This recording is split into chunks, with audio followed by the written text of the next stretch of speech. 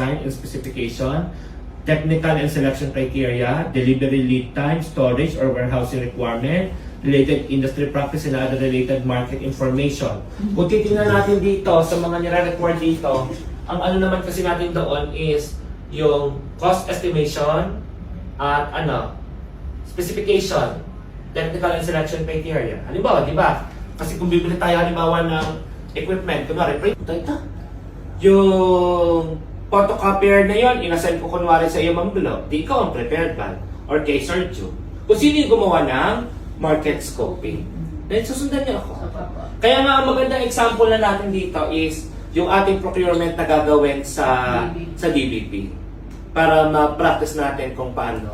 Halimbawa, meron tayo dyan sewing machine, di ba? Tama? Oh, sewing machine. Gagawa din ng market scoping. Magkano bayad natin sa sewing machine? 120,000. Pero ilan? 7. 9. O yun. O, di ba? So, yun yung ating kailangan na may market scoping. Etong market scoping, ito ay ginagawa bago mag-prepare ng PPM. Okay?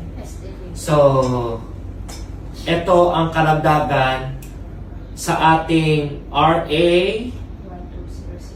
12009. May market scoping ng mga preliminary activities bago mag-prepare ng PPM.